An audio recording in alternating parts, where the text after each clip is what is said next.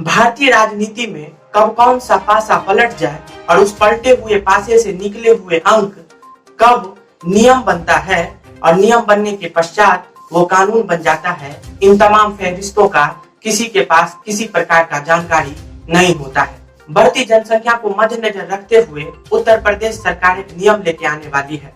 यह नियम कानून में बदल जाएगा और कानून में बदलने के बाद यह कानून पूरे यूपी को कवर कर देगा।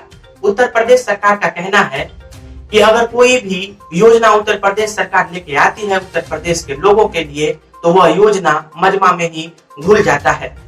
जब उस योजना को मजमे से निकाला जाता है तो वो धरती पर आते आते विलुप्त हो जाता है।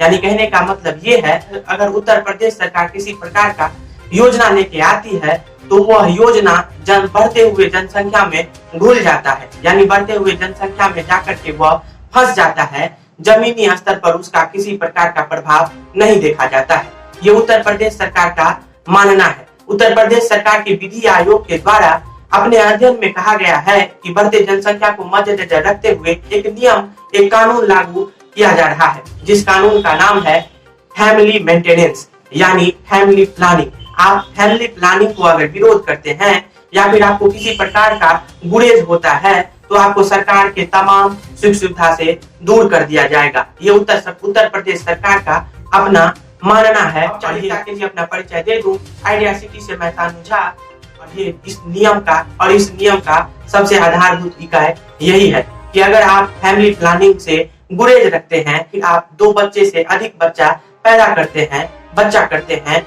तो आपको उत्तर प्रदेश सरकार के तमाम सुख सुविधा से विहीन कर दिया जाएगा। ये उत्तर प्रदेश सरकार का नया कानून है, जिस कानून का सबसे बड़ा फलसफा मैंने आपके सामने में प्रस्तुत किया है। बने रहिए मेरे साथ, हम तफसील से समझाएंगे कि इस कानून में हानि क्या है, लाभ क्या है, साथ ही साथ उपसंहार भी बताएंगे एक लेखन के तौर पर। सबसे पहले हम आपको समझाते हैं कि इस कानून में सरकार के द्वारा क्या क्या निर्णय लिया गया है। इस कानून में बताया गया है कि जो भी दाम्पत्य जीवन व्यतीत करने वाले पुरुष और महिला इस कानून से वह गुरेज रखते हैं तो उन्हें तमाम सरकारी सुख सुविधा से दूर कर दिया जाएगा। उन्हें नौकरी नहीं मिलेंगी। राज्य सरकार के द्वारा जितने भी योजना लाए जाएंगे उन तमाम योजनाओं से उन्हें दूर रखा जाएगा। ये उत्तर प्रदेश सरकार का मानना है। साथ ही साथ विधि आयोग ने अपने अध्ययन में ये भी अध्ययन किया है कि इस तरह का कानून जिन राज्यों में है उन राज्यों में चुनावों पे भी प्रतिबंध लगा दिया गया है। और ये बड़ा तार्किक सोचनीय मुद्दा है कि अगर आप शासन और प्रशासन में किसी व्यक्ति को जाने से रोकते हैं एक जनसंख्या नियंत्रण कानून के तहत, तो विधायक और सांसद बनने का भी उन्हें अधिकार नहीं है, क्योंकि आप लोग भी कार्यपालिका के अंतर्गत आते हैं। आपके बिना किसी भी तरह का कानून नहीं बनता है। अगर आप यानी विधायक और सांसद जिनके पास 3 बच्चे होंगे, अगर वो संसद और विधानसभा में नहीं जाते हैं तो वे जनता के लिए भी बड़ा ही मार्मिक होगा। जनता भी सोचेगी कि सरकार अपने आप को भी जनता के निगाह से ही देखती है। विधि आयोग ने एक हवाला दिया है कि अन्य राज्यों में चुनावों पे भी प्रतिबंध लगा दिया है, लेकिन उत्तर प्रदेश सरकार ने इसे खंडित करते हुए कहा है अगर इस कानून में हम इस तरह का नियम लाते हैं तो ये कानून विरोधी के साथ साथ असंवैधानिक और अलोकतांत्रिक होगा। कि अगर किसी व्यक्ति को चुनाव लड़ने का अधिकार उसे संविधान देता है, इसीलिए हम भी इस कानून में हम इस तरह का नियम नहीं लाएंगे। अब हम समझते हैं कि इस कानून में मौजूदा समय में विवाद क्या हो रहा है। विपक्षों का कहना है कि लगातार अगर ये कानून उत्तर प्रदेश में लग जाता है तो जनसंख्या नियंत्रण होने की अलग बात है, लेकिन सबसे पहले महिलाओं का सबसे ज्यादा अबॉर्शन किया जाएगा। अगर महिला के पेट में लड़कियां होती है तो उसे गिराकर लड़कों के लिए सपना संयोजा जाएगा, और अगर महिला लड़कियां ही देती है तो उन्हें सबसे ज्यादा अबॉर्शन कराना पड़ेगा। ये बड़ा ही एक तार्किक मामला है। वहीं एआईएमआईएम के सुप्रीमो असदुद्दीन ओवैसी का कहना है कि जनसंख्या को हम अपना स्ट्रेंथ बनाकर चल सकते हैं। मौजूदा समय में उत्तर प्रदेश में बीजेपी की सरकार है और मौजूदा मुख्यमंत्री यूपी उत्तर प्रदेश के मुख्यमंत्री योगी आदित्यनाथ हैं। इससे पहले अखिलेश यादव थे। उससे पहले बहुत ऐसे मुख्यमंत्री आए जिन्होंने जनसंख्या नियंत्रण कानून बनाने का सोचा, लेकिन धरती पर जब वो कानून आता, या तो वो कानून संसद में नहीं बना, या फिर धरती पर अगर इसी तरह का अवेयरनेस फैलाने के लिए वो लोग आते तो ये जितना कहने में आसानी है कि हमें जनसंख्या को स्ट्रेंथ बनाना चाहिए, उतना इस इस तकनीकी विहीन देश में जनसंख्या को स्ट्रेंथ बनाना अपने आप में बड़ा ही भारी मुद्दा हो सकता है। चीन भी जनसंख्या के मामले में सबसे ज्यादा अव्वल है, लेकिन वहाँ के बच्चे छोटे छोटे गैजेट बनाते हैं जो भारत, बिहार और भारत के तमाम राज्यों में वह उसका डिस्ट्रीब्यूशन होता है। साथ ही साथ विश्व के अन्य देशों में भी चीन के बच्चे के द्वारा बनाए गए तमाम गैजेटों का विश्व भर में उसका व्यवसाय किया जाता है। लेकिन भारत एक ऐसा देश है जहाँ छोटे छोटे बच्चे ट्विटर, फेसबुक, इंस्टाग्राम में लगे रहते हैं और तकनीकी शिक्षा हमें सरकार पहले से ही नहीं देती है। तकनीक नाम का चीज हम सिर्फ यही समझते हैं कि अगर हमें कंप्यूटर चलाना आ जाता है तो हम तकनीकी में परिपूर्ण हो जाते हैं। अगर जनसंख्या को हमें स्ट्रेंथ बनाना है तो सबसे पहले हमें शिक्षा को सुसंगठित रूप से और क्वालिटी पूर्ण शिक्षा लोगों को देना पड़ेगा। अगर हमें शिक्षा होगी तो हम किसी भी चीज पर नियंत्रण कर सकते हैं। जनसंख्या विस्फोट के साथ साथ हम अपने उम्मीदवारों का भी अच्छी तरह से चयन करेंगे। लगातार जिस तरह से रोजगार को इस सरकार ने ताक पर रख दिया है, साथ ही साथ शिक्षा को भी सरकार ने ताक पर रख दिया है, जिसके कारण विपक्षियों को ये मुंह से बोलने में थोड़ा सा भी गुरेज नहीं होता है कि प्रधानमंत्री नरेंद्र मोदी 2 करोड़ युवाओं को हर एक साल नौकरी देने का आश्वासन देते हैं, और जब ये बात जमीन पर उठाया जाता है तो मौजूदा गृह मंत्री कहते हैं कि ये तमाम बातें भाषणों में वजन देने के लिए किया जाता है। वहीं 15-15 लाख रुपए बांटने वाले नरेंद्र मोदी अभी कहीं पे नहीं दिखते हैं। जब गृह मंत्री से पूछा जाता है कि 15-15 लाख रुपए लोगों के अकाउंट में आया कि नहीं, तो बतौर गृह मंत्री कहते हैं कि ये सारी बातें एक भाषण में हवा देना यानी वजन देने के बराबर है। तो आप लोग जितने भी मैनिफेस्टो लाते हैं, चुनाव के समय गला फाड़ कर भाषण देते हैं, वो सारी बातें बकैतियां रहती है। उसे जमीन पर आने में दशकों क्या सदियों लग जाते हैं, यानी 9 के बराबर उसका इम्प्लीमेंट होता है। ठीक उसी प्रकार जनसंख्या नियंत्रण पर जो भी विपक्ष के सरकार ये कहते हैं कि हमें इसे स्ट्रेंथ बनाना चाहिए, तो उसे स्ट्रेंथ बनाने के लिए जमीन पर बहुत ज्यादा काम करना होगा। लेकिन इस कानून के आने के पश्चात लोगों में एक भय तो होगा कि हमें अगर सरकार की तरह किसी प्रकार का योजना लाया जाता है, अगर हम अधिक से अधिक बच्चे पैदा करते हैं तो इन तमाम योजनाओं से हमें दूर कर दिया जाएगा। साथ ही साथ नौकरी भी नहीं मिलेगी, प्रमोशन भी नहीं होगा, तो इससे एक माहौल भी बनेगा जिसके कारण लोग जनसंख्या पर नियंत्रण करना शुरू कर देंगे। और आइए आप समझते हैं कि इस कानून में हानि क्या होने वाली है। ये कानून जब तैयार किया गया तो इसमें तैयार करने वाले जितने भी गणमान्य होंगे, उन्होंने सिर्फ पुरुषों को मद्देनजर रखते हुए इस कानून का आह्वान किया है। साथ ही साथ इस कानून में ये बताया गया है कि हमें सरकारी नौकरी से दूर रख दिया जाएगा। क्यों रखा जाएगा, ये हम आपको तफसील से समझाते हैं। सबसे पहले अगर जनसंख्या नियंत्रण कानून का आप अगर विरोध करते हैं, विरोध करने का फलसफा आप इस तरह से ले सकते हैं कि अगर आप 2 बच्चे से अधिक बच्चा करते हैं, यानी 3 बच्चा करते हैं, तो आपको तमाम सरकारी सुख सुविधा से दूर रख दिया जाएगा। सरकार के द्वारा 77 योजना से भी आपको कोसों दूर रखा जाएगा। अगर आप मौजूदा समय में सरकारी कर्मचारी हैं तो आपको प्रमोशन नहीं मिलेगा।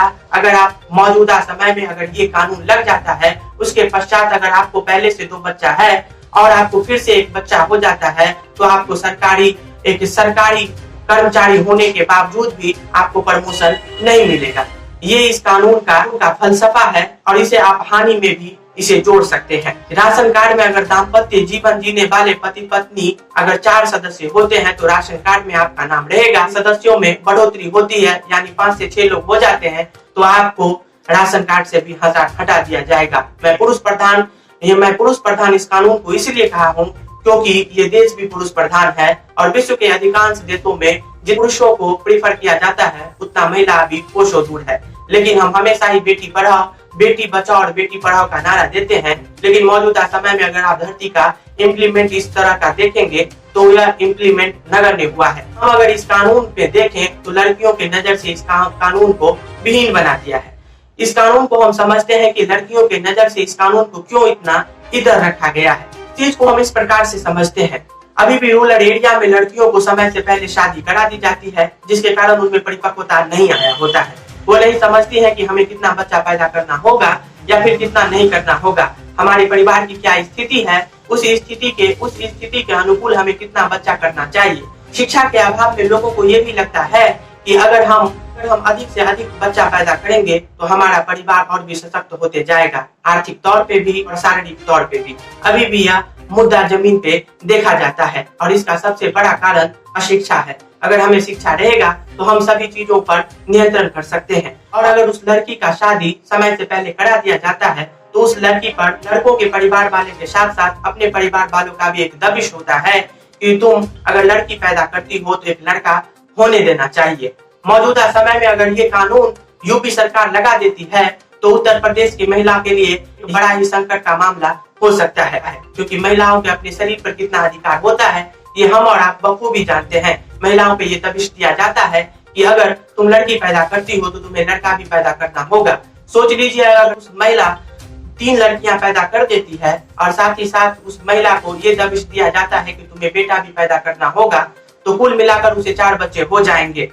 खुदा न खास्ता अगर किसी एक्सीडेंट में या दुर्भाग्यपूर्ण किसी तरह से उसके पति का मौत हो जाता है तो यह महिला तमाम सरकारी सुविधा के साथ साथ पहले से ही बीन हो गई थी और साथ ही साथ उन्हें प्राइवेट सेक्टर में नौकरी करने वाले पति भी अब दुनिया छोड़कर चले जाएंगे। और वो महिला अगर एबल होती है कि वो सिविल सेवा की परीक्षा दे, एसएससी, सीजीएल या तमाम तरह की जितने भी कंपटीशन के एग्जाम होते हैं, अगर वो महिला उस एग्जाम को क्रैक करने योग्य होती है तो सरकार का ये कानून उन तमाम सुविधा पर अंकुश लगा देगा। ये क्यों लगा देगा, इससे पहले मैंने आपको बताया था कि आपके पास अगर 2 बच्चे होते हैं तो आपको विभिन्न तरह की सुख सुविधा दी जाएगी। अगर आपके 1 बच्चे होते हैं तो सबसे ज्यादा आपको और सुख सुविधा दिया जाएगा। अगर आपको 2 बच्चे से ज्यादा बच्चे होते हैं तो ये कानून आपको एहतियातन बरतने का कोई अधिकार नहीं देता है। इस कानून से उस महिला के बारे में सोचिए जिस महिला का पति गुजर जाता है और वो महिला शिक्षा लेने के लिए सक्षम होती है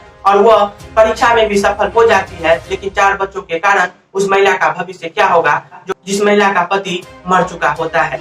या फिर उस लड़की का क्या होगा जो लड़की का समय से पहले ही शादी करवा दिया जाता है और वो लड़की पढ़ती रहती है। उसका एक अपना सपना होता है कि अगर हम किसी के घर में भी जाते हैं, अगर मेरा पति कोऑपरेटिव होता है तो हमें ये कोऑपरेट करेंगे और मेरा जो सपना है उस सपना पे साकार करने में हमारे पति भी जुटेंगे। वाजिब सी बात है, कोई पति रहता भी है ऐसा तो कोई पति नहीं भी रहता है। अगर वो पति अपनी पत्नी को सपोर्ट करता है और उस पत्नी को उससे पहले ये कानून आने से पहले 2 बच्चा पैदा हो चुका है, लेकिन मौजूदा समय में उसका 1 बच्चा और भी है, तो ये कानून उस लड़की के गुणवत्ता पर ये कानून रोकने का मोहर लगाता है। तो ये इस कानून का पूरा फलसफा है। अब हम उपसंहार में आपको बताते हैं कि इस कानून में क्या करना चाहिए या फिर नहीं करना चाहिए। जिस तरह से लगातार यूपी देश का सबसे बड़ा जनसंख्या के आधार से अगर आप देखें तो सबसे बड़ी राज्य है, इस राज्य में लगातार जनसंख्या विस्फोट होता जा रहा है।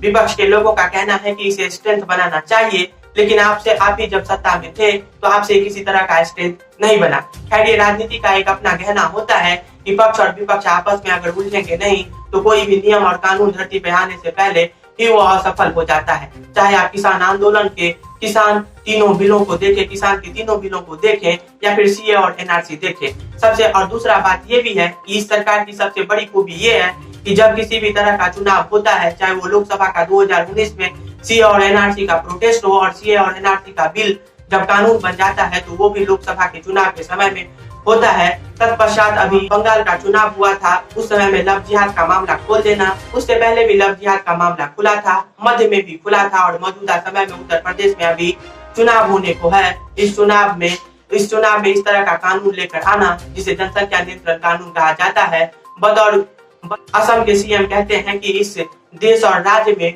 जो जनसंख्या विस्फोट हो रहा है उसका सिर्फ एक कम्युनिटी ही जिम्मेदार है। उस कम्युनिटी का नाम मुसलमान है। तो सीएम जी, आपको इस तरह का अतार्किक बयान देने से पहले 10 बार सोचना चाहिए कि आप किस अथॉरिटी से हैं और लोगों के आप पे कितना क्रेडिबिलिटी है। तो अपने क्रेडिबिलिटी को आप नाश मत कीजिए, क्योंकि ये पूरा ही सरासर गैर लोकतांत्रिक और असंवैधानिक ये बयान है। इस वीडियो को शुरू करने से पहले मैंने आपको ये समझाया कि इस कानून का फलसफा क्या था, फलसफा का मतलब इस कानून का परिभाषा क्या था, इससे क्या लाभ होने वाली है और क्या हानि होने वाली है। उत्तर प्रदेश सरकार से भी ये गुजारिश है कि अगर आप इस तरह का कानून लेके आते हैं तो सबसे पहले आपको रिसर्च करना चाहिए। वाजिब सी बात है, आपने रिसर्च भी किया होगा, लेकिन कहीं ना किसी भी चीज में अगर गलतियां रहती है तो अच्छाई भी रहता है। तो इस कानून में अगर अच्छाई है, इस कानून से बहुत सारे लोगों को गुरेज भी होने वाला है। सबसे पहले तो आप इस तरह के बयानबाजी बंद करवाइए। राजस्थान भी राजस्थान भी जनसंख्या विस्फोट पर सबसे महत्वपूर्ण भूमिका निभाता है, लेकिन ये कानून राजस्थान में भी इम्प्लीमेंट किया जाएगा। तो उत्तर प्रदेश सरकार को महिला के प्रति भी सोचना चाहिए। तो सबसे पहले ये हम कहते हैं कि बेटी बचाओ बेटी पढ़ाओ, तो आपको बेटी, महिला और औरतों को मद्देनजर रखते हुए इस कानून में थोड़ा सा संशोधन और भी करना चाहिए। अगर ये वीडियो आपको पसंद आए तो इस वीडियो को अधिकांश लोगों के पास फॉरवर्ड कीजिए, और अगर इस वीडियो को आप YouTube पे देखते हैं तो हमारे चैनल को सब्सक्राइब कीजिए, और Facebook पर अगर देख रहे हैं तो हमारे चैनल को फॉलो करना ना भूलें। नमस्कार, धन्यवाद।